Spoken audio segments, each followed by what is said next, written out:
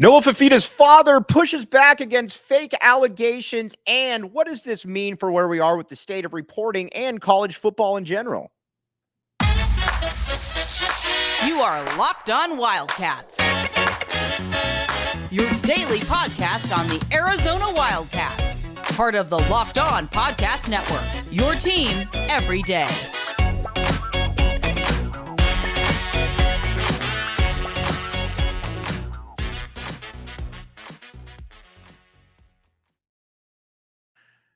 Thanks for making Locked On Wildcats your first listen of the day. The show is brought to you by LinkedIn, linkedin.com/LockedOnCollege. All right, now, Noah Fifita's father pushes back against all kinds of weird allegations that are just not true. Now, again, I'm going to read these for you, and then you can basically decide where we are at in the grand scheme of things. So essentially, here's what happened. College Football News put out a report which is completely false. Here's the report.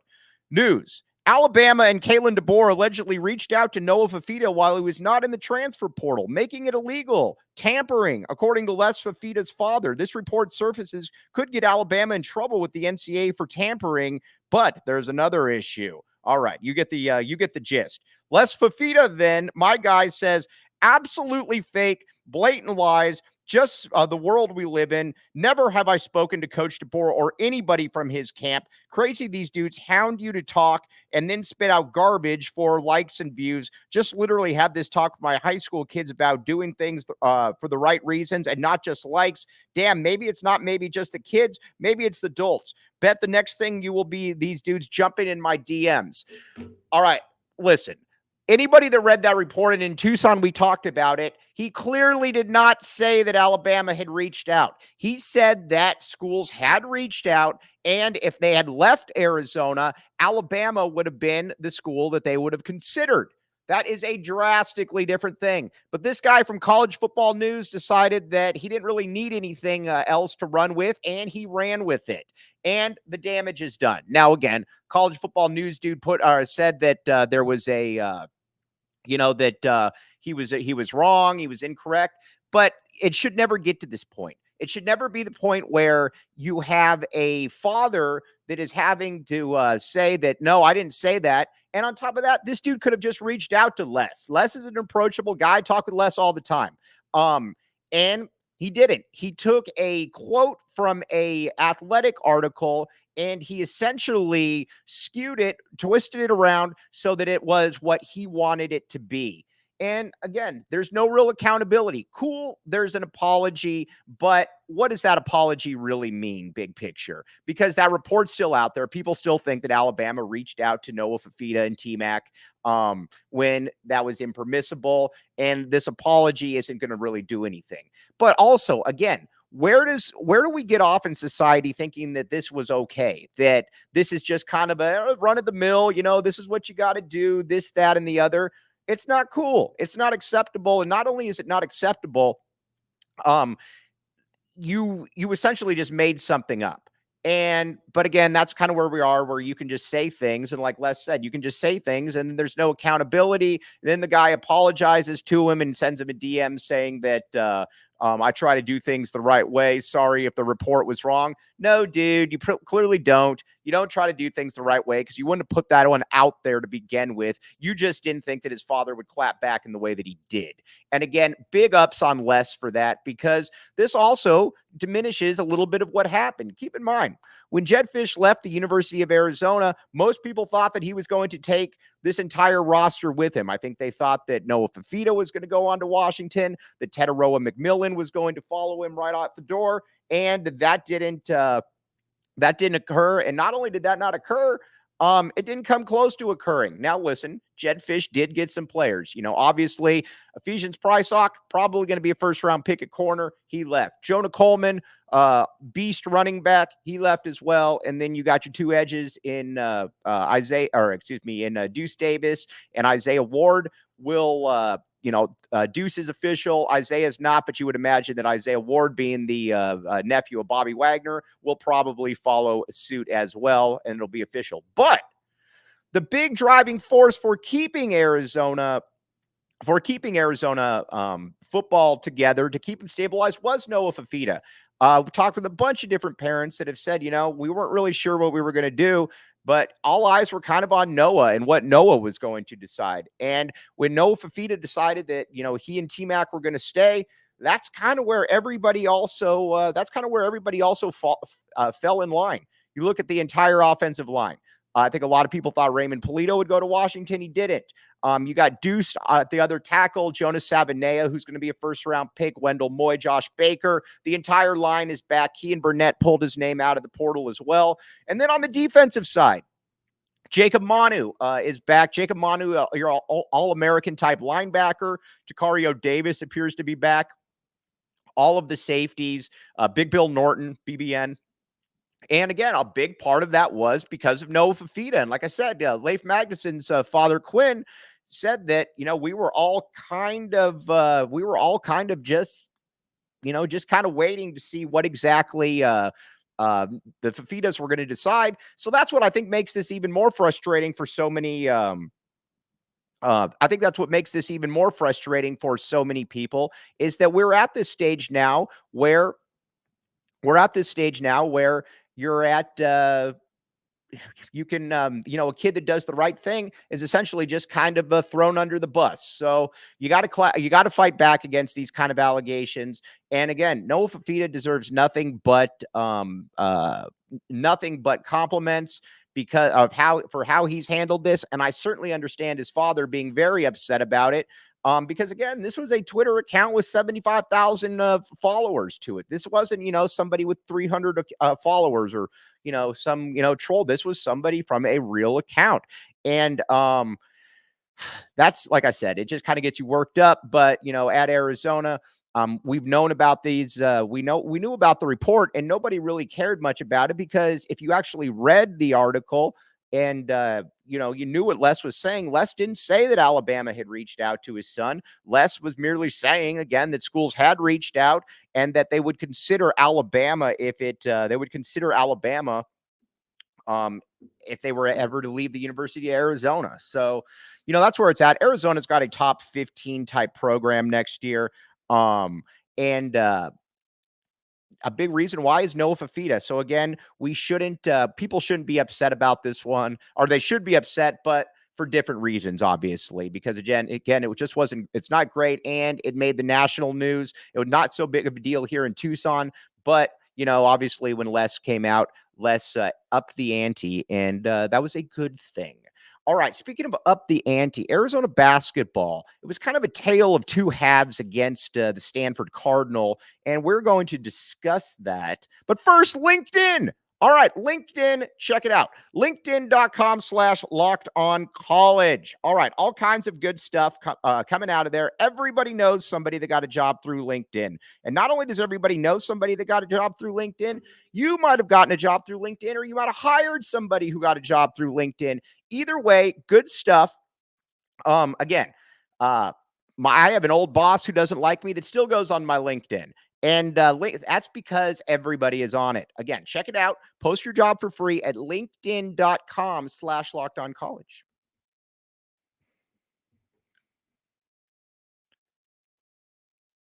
Thanks for keeping it locked on Wildcats and making this your first listen of the day. I am your host, Mike Luke. All right. Arizona basketball has been maddening this year because we all know that this is a team that has probably maybe the highest upside in all of college basketball. This is a team that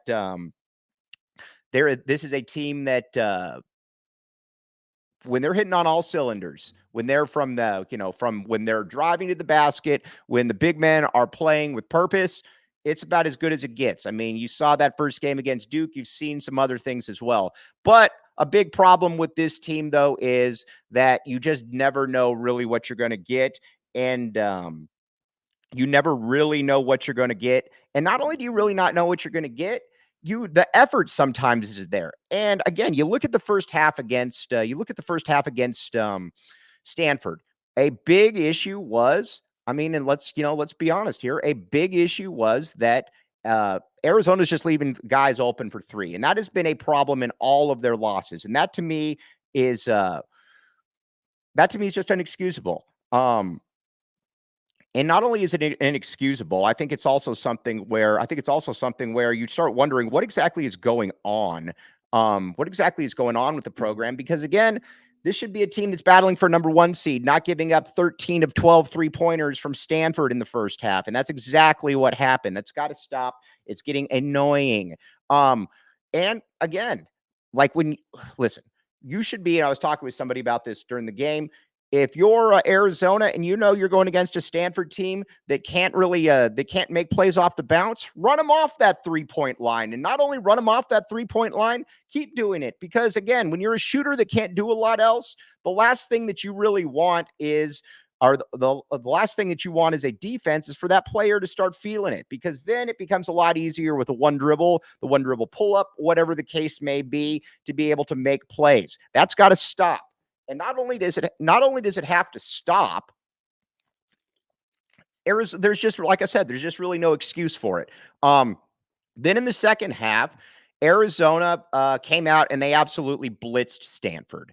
A big part of that too was that I think that Tommy Lloyd finally was going for some accountability. And not only was he going for some accountability, if you weren't playing well, you were going to sit.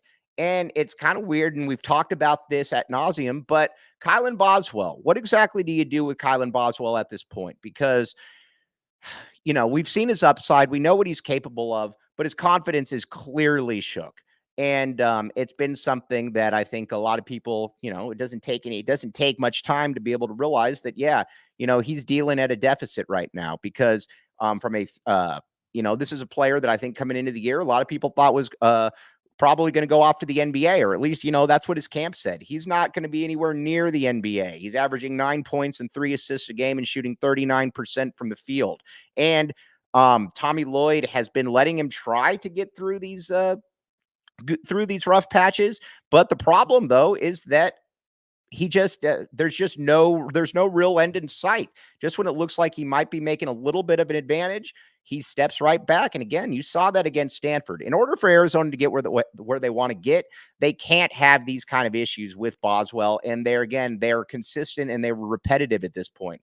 It's one thing to be able to push through this stuff in December at the beginning of the year or something like that, but not when we're approaching mid-February. The Pac-12 tournament is is about a month away. Arizona's got to figure something out here. Not only does Arizona have to figure something out, they've got to be able to get the best out of Kylan Boswell. Because I think at some point then you've got to be able to pull the switch. And if that means that that's no more Kylan Boswell, or that he's only going to play 15 minutes, so be it. But Tommy Lloyd gave him the quick hook.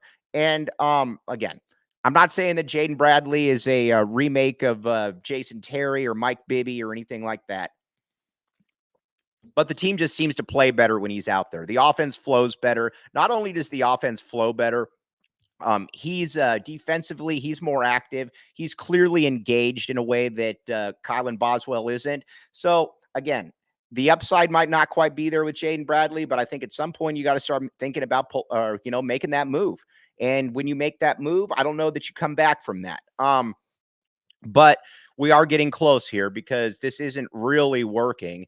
And the other thing, too, that I thought was interesting was that Keyshawn Johnson, I have a lot more faith that Keyshawn Johnson is going to be okay because he's still an energy effort guy. But when Keyshawn Johnson didn't play, Arizona defensively looked a lot better. Not only did Arizona look a lot better, they also just played better. And I think that's also what's frustrating about Keyshawn Johnson, because again, Keyshawn Johnson was billed as as this uber athletic, hustle guy getting up and down the court, kind of akin, again, not exactly, but kind of akin to an Aaron Gordon type, where you're able to, switch out, you're able to do a lot of different things. And again, the effort hasn't just always been there. And I think that's kind of what's frustrating to so many folks, is that the effort hasn't been there. And you can deal with a lot of stuff, but if the effort isn't there, I don't know exactly what to do with that. So I thought it was interesting, though, that when Arizona went on its run, that run was with, Jaden Bradley, Caleb Love, Pella Larson, KJ Lewis, and Umar Ballo, leader of men. maybe Arizona, we might be at the stage where Arizona's just better with a smaller, just better with a smaller lineup, and you go with the one traditional big. Maybe on certain games that's Umar Ballo. Maybe on certain games that's Keyshawn Johnson. I don't really know, but they got to figure this one out. And not only do you have to figure this one out, you got to figure this one out in a hurry, because this isn't December anymore. This isn't something where it's like, all right, well, you know what, we got 4 or 5 months. We got 2 or 3 months to be able to figure all of this out.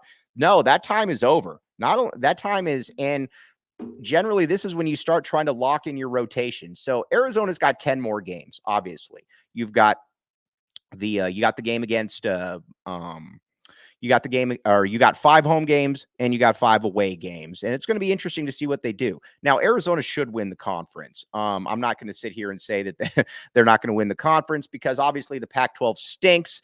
But unlike our Big Ten friends who don't understand that the Big Ten stinks, or the media that doesn't understand it, we know that the Pac-12 stinks, but to me, it's still the same thing as the Big Ten. Both are poo. But at the same time, Arizona is going to win this conference, but they got a lot to figure out still. And I think at this point, a lot of it is going to be about accountability with Tommy Lloyd. Where exactly does he, is he going to start benching players? Because the one thing that we've seen in the past is that through thick and thin, he plays his guys. We've seen that with Kirk Risa, where in every NCAA tournament game, he could go 2 of 38, and he is still going to play no matter how much of a detriment he is to the team. And we've seen that obviously now with Kylan Boswell. They got to figure it out. But again, Tommy Lloyd, he's a good dude. He's a nice guy, but you've also got to make some tough decisions at some point. And I think that starting to whittle down that rotation to a certain degree is something that he's going to have to do, because again, this is a team that has legitimate national title aspirations. And not only does it have legitimate national title aspirations, it has I think we're kind of at the point where, that if you don't get the most out of this team, then there's going to start being some questions about Tommy Lloyd, because this should be an early out tournament team again. Now, they probably got the toughest road trip of the season coming up. And these are going to be 2 must wins for a variety of reasons, which we're going to talk about. But first, FanDuel. All right, check it out, FanDuel. All right, the Super Bowl is here. You got all kinds of good stuff. And again, here's the deal that you got with FanDuel. Keep in mind, if you are new customers, join today and you'll get $200 in bonus bets if your first bet of $5 or more wins. That's how cool it is. And again, there's nothing more enjoyable than betting on something where you got a little bit of skin in the game and your money's good. This isn't some fly-by-night thing where you got to talk to your cousin who's going to meet somebody and they're going to get you the money. No, the money's good. You can bet before the game. You can bet during the game. All kinds of good stuff at FanDuel.com/locked on. This is the best thing out there. And not only is it the best thing out there, you will thank me later.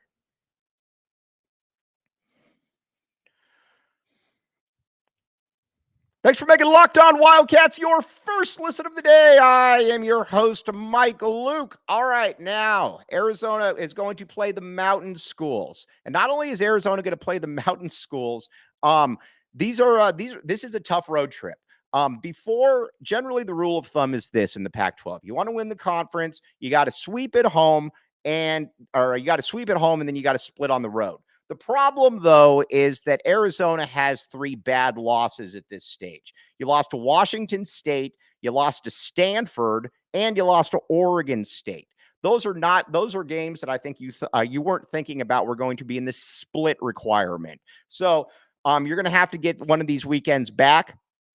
And this is going to be a tough one. Colorado, I believe, is an NCAA tournament team. There aren't many of those teams in this conference, but I do believe that Colorado is one of them. And a big reason why is because they're talented. They got a lot of different players.